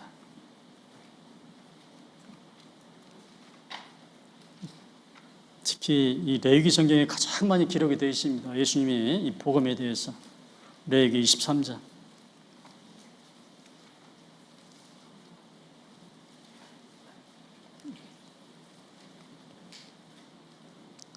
많은 내용이 구약 성경에 기록되어 있는데 오늘 레위기 성경을 좀 중심으로 보겠습니다. 레위기 23장 10절부터 11절, 10절 11절 보겠습니다. 레위기서 23장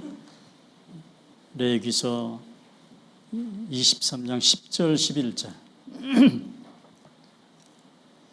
같이 읽겠습니다.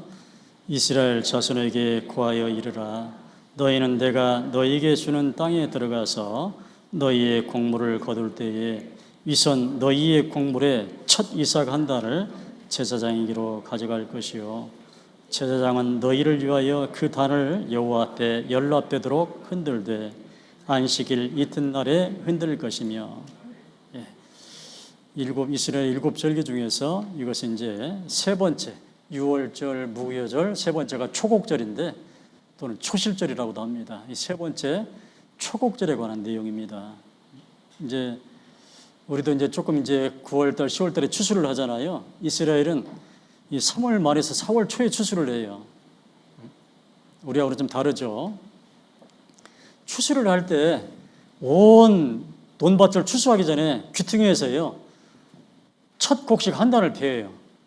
베어가지고 그걸 딱 단으로 묶어서 이걸 제사장에게 딱 가져갑니다. 제사장이 딱 가져가면은 제사장은 이 첫 이삭 한 달을 여호와 앞에 여호와님 하나님께서 받으실 수 연락하시도록 흔들어서 이렇게 요제로 드려요. 언제 하냐? 안식일 이튿날, 오늘 같은 일요일 날. 꼭 안식일 이튿날 첫 이삭 한 달을 비워서 제사장은 흔들어서 여호와 하나님 앞에 초곡절을 지킵니다. 자, 이것은 무엇을 가리킬까? 우리에게 뭔가 해당이 될 텐데 무슨 내용일까? 자, 여기 이스라엘 보면 아까 말씀드린 것처럼 1월 14일부터 정월 14일 날 가장 첫 번째가 유월절, 두 번째 무교절, 초곡절, 오순절 이렇게 쭉 있습니다. 그리고 이제 쭉 한 6개월 지나서 7월 1일 날 뭐가 있냐? 나팔절이 있어요. 나팔절.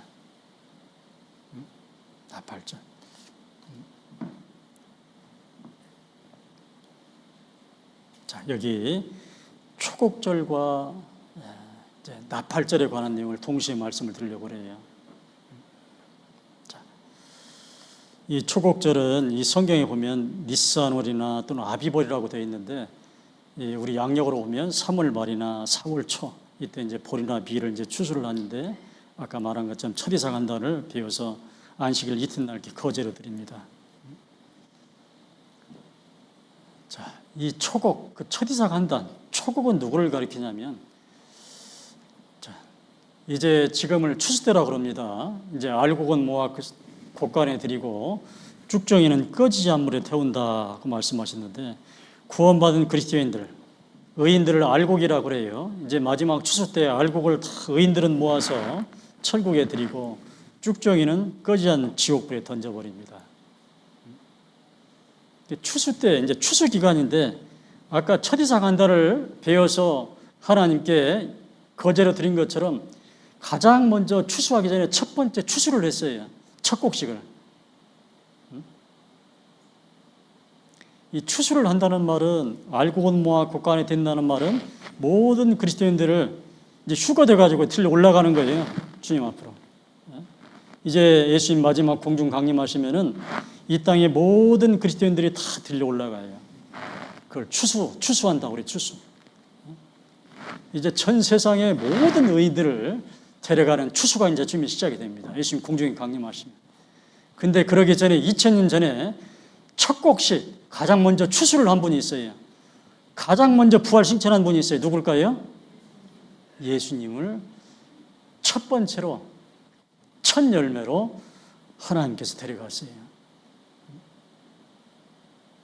이스라엘 백성들이 첫 곡식을 베어서 안식일 이튿날 거제로 드린 것처럼 예수님도 안식일 이튿날 금요일날 해질 때 돌아가셔서 토요일날 지나서 일요일날 새벽에 안식일 이튿날에 그대로 부활하셨어요. 그대로 정확히 초곡절, 초곡을 안식일 이튿날 베어서 거제로 드린 것처럼 예수님도 안식일 이튿날 일요일날 부활하셨습니다. 첫 열매로. 그래서 예수님을 초곡이라고 그래요. 예수님을 첫 열매라고 그럽니다. 가장 첫 번째 부활하신. 고린도전서 15장 20절 말씀 보겠습니다.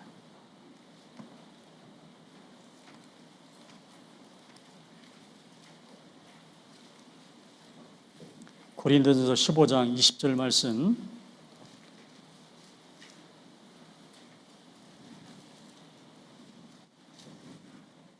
같이 읽겠습니다.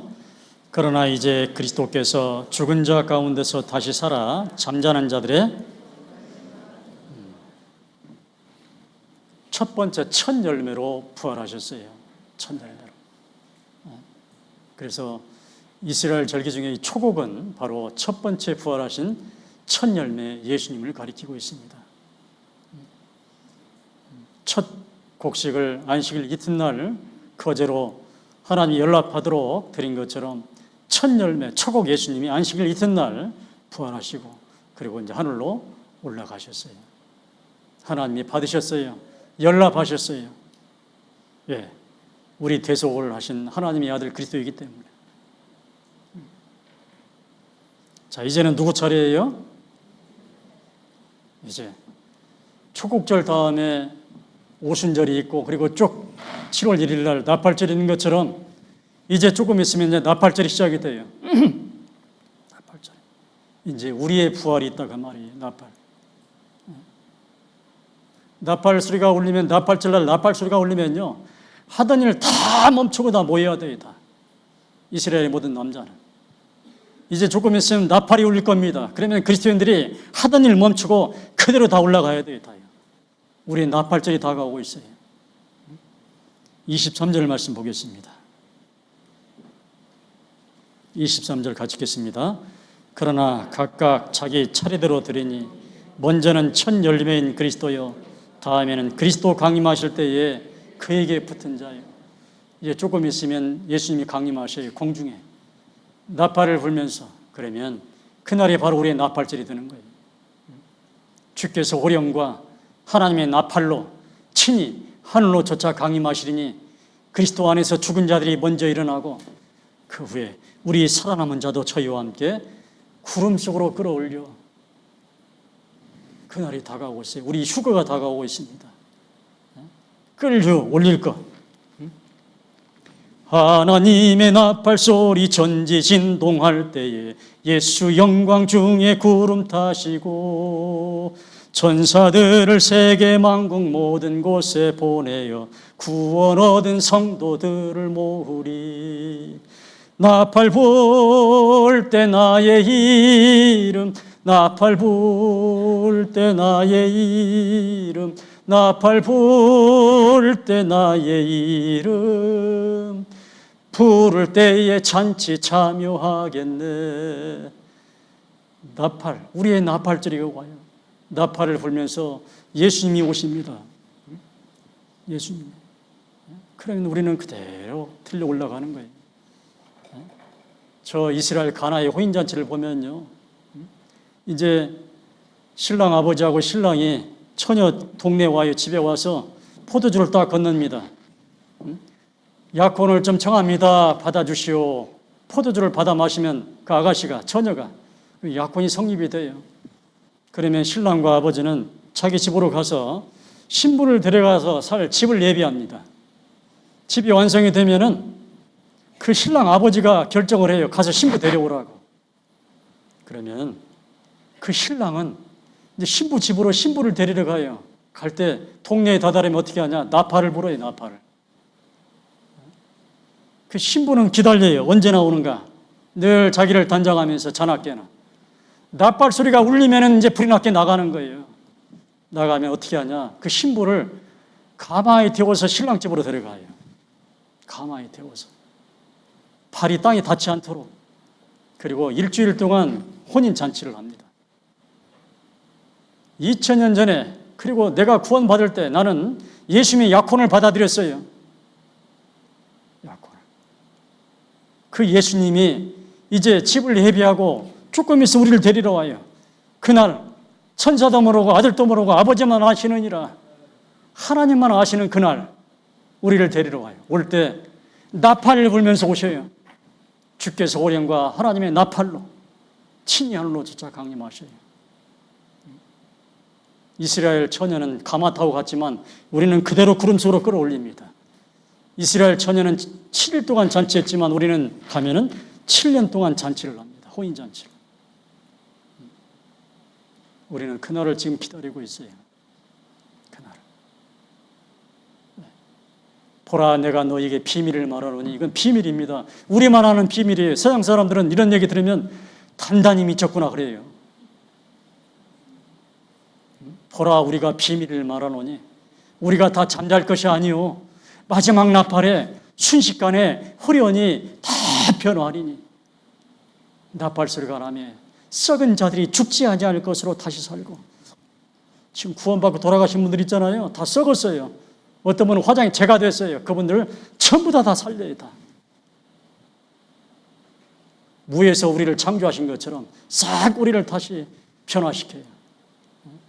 죽은 자들이 썩지 아니할 것으로 다시 살고 부활하고, 그 후에 우리 살아남은 자도 저희와 함께 구름 속으로 끌어올려 공중에서 주를 영접하게 하시리니, 그래야 우리가 항상 주와 함께 있으리라.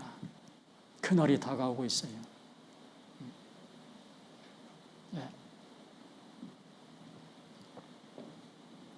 지금은 죽는 몸입니다. 지금은 아픈 몸이에요. 지금은 골병 들고 낡아지는 몸이죠. 그러나 죽은 자의 부활이 있어요. 그때는 썩지 아니할 것으로 다시 살고, 영광스러운 몸으로 다시 살고, 강한 몸으로 다시 살고, 신령한 몸으로 다시 부활한다고 되어 있습니다. 이 몸이 그대로 예수님, 부활하신 예수님이 변형된 것처럼 우리도 완전히 변화된 몸으로,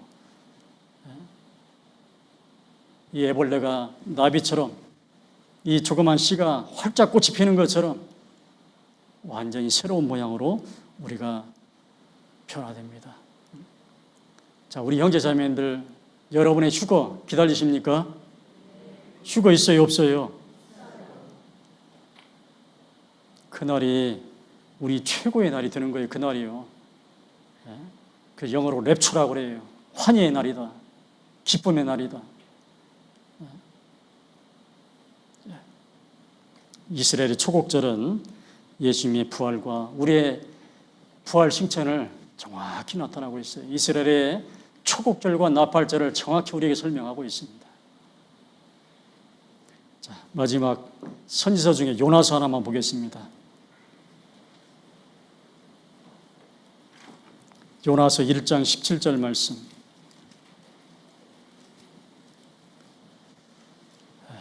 선지서 중에서 한 군데만 보겠습니다. 요나서 1장 17절 말씀.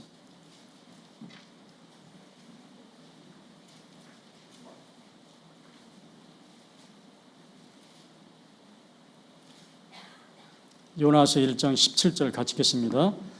여호와께서 이미 큰 물고기를 예비하사 요나를 삼키게 하셨으므로 요나가 3일 3야를 물고기 배에 있으니라. 이 요나서는 아주 짧아요. 겨우 4장밖에 안 돼서 그냥 단번에 읽을 수 있는, 참 제가 어려서부터 교회학교 다닐 때부터 많이 들었던 내용인데, 여러분 요나 선지자 알죠? 하나님이 이 요나에게 저 느네에 가서 전도하라고 그랬어요. 니느웨는 아수르 수도거든요. 옛날 아시리아. 그래서 세계사에도 보면 아주 잔인한 민족으로 나와 있죠. 아주 잔인한 민족들. 그래서 이 요나는 느네웨로 가지 않고 다시스 가는 배를 탔어요. 근데 하나님은 결국엔 하나님의 뜻대로 되거든요.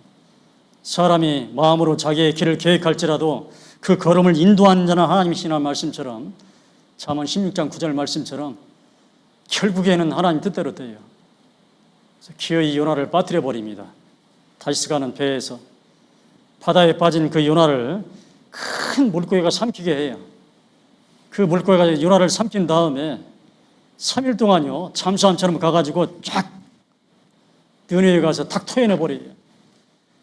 물고기가 사람을 토해냈는데 살아있어요. 살아있어.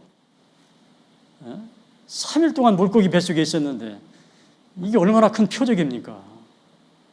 그러니까 이 잔인했던 하나님을, 이 전도를 절대 받아들이지 않는, 절대 회개하지 않는 니느웨 사람들이 그 요나의 표적을 보고 전부 다 회개를 하는 거예요. 모든 백성들이 금식을 선포하고 굵은 베옷을 입고 왕도 조복을 벗고 굵은 배를 입고 제위에서 회개했다고 되어 있어요. 그 강팍한 사람들이, 믿지 않는 사람들이 뭘 보고? 그 표적을 보고, 표적을 보고. 아마 요나가 그냥 걸어서 갔으면 아마 뭔 일 생겼을 거예요. 그 잔인한 사람들한테. 이걸 예수님께서 이용하시는 거예요. 예수님이. 예수께서 가라사대 이 세대는 그 니느웨 사람들이 악한 세대인 것처럼 이 세대는 악한 세대라. 표적을 구하나 요나의 표적밖에는 보일 표적이 없나니 요나가 니느웨 사람들에게 표적이 된 것 같이 인자도 예수님도 이 세대에 믿을 만한 표적이 되리라고 말씀하시는 거예요. 요나는 물고기 뱃속에서 3일 동안 있다가 산채로 나오는 표적. 예수님은 무덤에서 죽었다가 무덤에 묻혔는데 3일 만에 살아서 나오는 표적. 요나의 3일 만에 살아나온 표적을 보고 니느웨 사람들이 다 회개한 것처럼 예수님의 이 부활의 표적을 보고 아까 말씀드린 것처럼 제자들도 다 사실로 받아들이게 됐고 믿지 않는 사람들이 다 사실로 받아들이게 됐고, 예수님은 자기 죄로 죽은 것이 아니라 진짜 우리 죄를 대속하기 위한 하나님의 아들 그리스도가 맞구나. 예수님 다시 데려간 것 보니까, 받으신 것 보니까 하나님이 예수님의 속죄를 받으시고 우리 죄를 다 사신 것이 맞구나. 우리를 의롭다 하시는 것이 맞구나.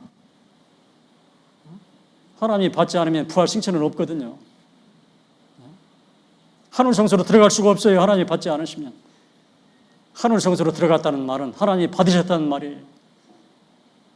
우리의 대속 제물로, 그리고 우리 죄를 다 사셨다는 표적으로, 우리를 의롭다 하신다는 표적으로, 앞으로 우리 몸도 다시 부활 승천한다는 표적으로 예수님의 부활이라는 특별한 표적을 우리에게 보여주신 거예요. 이 세대는 악한 세대라.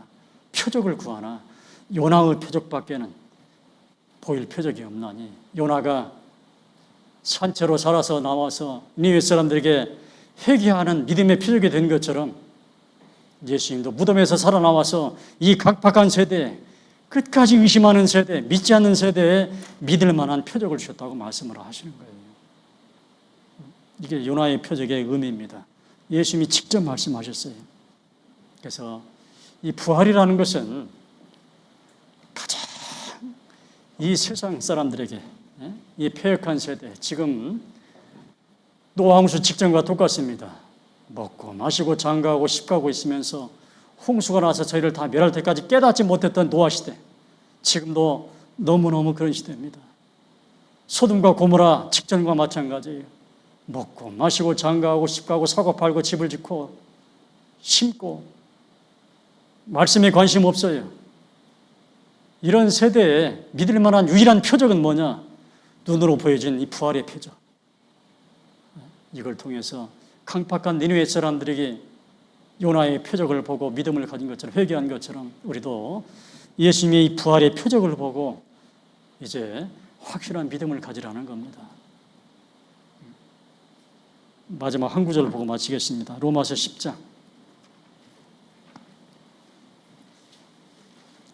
로마서 10장 9절 10절 말씀 보겠습니다. 로마서 10장 9절 10절 말씀.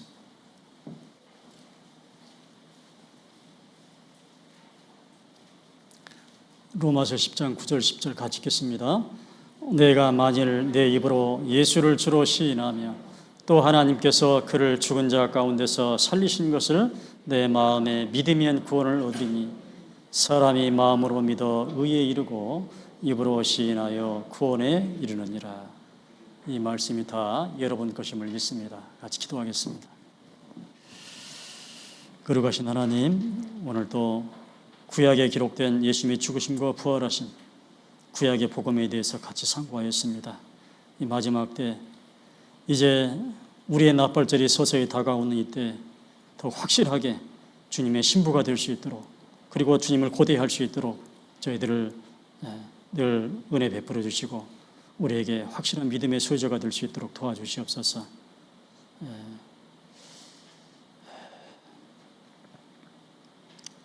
앞으로 머지않아서 이제 하계 수행가 마무리가 되고 또 추계 수행가 준비가 되고 있습니다. 하나님께서 도와주셔서 이번에도 많은 영혼들이 추계 수양회를 통해서 구원을 얻을 수 있도록 도와주시옵소서. 또 9월 2일부터 9일까지 몽골 홉스쿨 또 선교가 예정되어 있습니다. 하나님께서 도와주셔서 이번에도 그곳에 힘있게 복음을 전하고 많은 사람들이 거듭날 수 있도록 도와주시옵소서. 모든 선교 일정 아무 지장 없이 끝까지 진행되고 이루어질 수 있도록 하나님 도와주시옵소서. 홉스쿨 교회 지금 건축에 막바지 힘을 쏟고 있습니다. 아무 사고 없이 끝까지 잘 마무리될 수 있도록 하나님 도와주시옵소서. 선교하시는 선교사님 또 그곳의 모든 식구들 하나님께서 늘 강건케 해주시고 건강시켜 주시고 도와주시옵소서. 예수님의 이름으로 간절히 기도드립니다. 아멘.